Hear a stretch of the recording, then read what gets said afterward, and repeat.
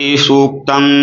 ॐ हिरण्यवर्णां हरिणीं सुवर्णरतस्रजां चन्द्रां हिरण्यमयीं लक्ष्मीं जातवेदो आवह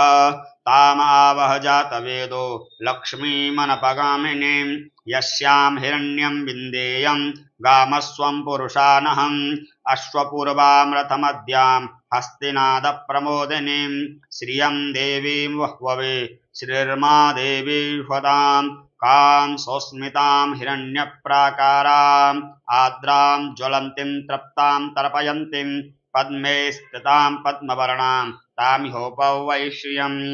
चन्द्रां प्रभासां यशसा ज्वलन्तीं श्रियं लोके देवजुष्टामुदारां तां पद्मिनीं शरणमं प्रपद्ये अलक्ष्मीर्मे नश्यतां त्वां वृणे आदित्यवर्णे तपसोऽधिजातो वनस्पतिस्तव वृक्षोद्भविल्वः तस्य फलानुतपसानुदन्तु य आन्तराय्यास्य बाह्या अलक्ष्मी उपैतु मामदेवसकः कीर्तिश्च मणिना सह प्रादुर्भूतोऽस्मि राष्ट्रेऽस्मिन् कीर्तिमृद्धिं ददातु मे सुक्तिवासामलां ज्येष्ठाम् लक्ष्मीर्नाशमाम्यहम् अभूतिमसमृद्धिं च सर्वां निर्णुद मे गृहात् गन्धद्वारां दुरादर्शां नित्यपुष्टां करीषिणीम् ईश्वरीं सर्वभूतानां तामिहोपः वै श्रियं मनसः काममाकूतिं वाचः सत्यमसीमहि पशूनां रूपमन्यस्य मयि श्रीः श्रयतां यशः कर्दमेन प्रजा भूता मयि सम्भव कर्दम श्रियं वासय मे कुले मातरः पद्ममालिनीम् आपः सृजन्तु सिग्धानि चिक्लीतवशमे ग्रहे निच देवीं मातरं श्रियं वासय मे कुले आर्द्रां पुष्करणीं पुष्टिं पिङ्गलां पद्ममालिनीं चन्द्रां हिरण्यमयीं लक्ष्मीं जातवेदो आवह आर्द्रां यः कर्णीं यष्टिं सुवर्णां हेममालिनीं सूर्यां हिरण्यमयीं लक्ष्मीं जातवेदो आवह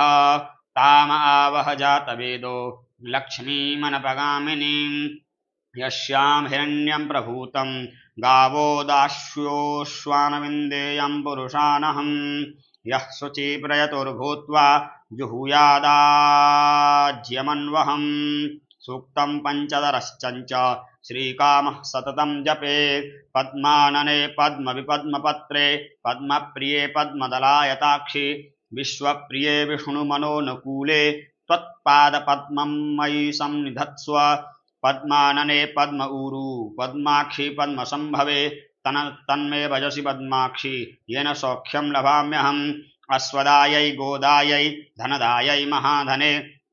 धनं मे जुषुतां देवी सर्वकामास्य देहि मे पुत्रपौत्रधनं धान्यं हस्तस्वास्वतरीरथं प्रजानां भवशी माता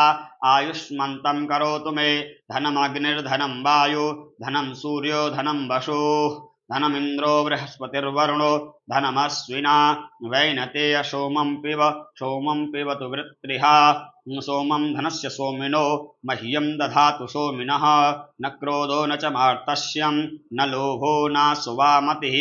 भवन्ति कृतपुण्यानां भक्त्या श्रीसूक्तजापिनां सरसिजनलये सरोजहस्ते धवलतरांशुकगन्धमाल्यशोभे भगवति हरिवल्लभे मनोज्ञे त्रिभुवनभूतिकरप्रसीद मह्यं विष्णुपत्नीं क्षमां देवीं माधवीं माधवप्रियां लक्ष्मीं प्रियसखीं भूमिं नामच्युतवल्लभां महालक्ष्म्यै च विद्महि विष्णुपत्न्यै च धीमहि तन्नो लक्ष्मी प्रचोदयात् आनन्दः कर्दमः श्रीदश्चिक्लित इति विश्रुता ऋषयः श्रियः पुत्राश्च श्रीर्देवीर्देवता मदा ऋगरोगादिदारिद्र पापक्षोदपमृत्यवः भयशोकमनस्तापा नश्यन्तु मम सर्वदा श्रीर्वर्चस्वमायुष्यमारोग्य न विधास्यो भवानं महीयते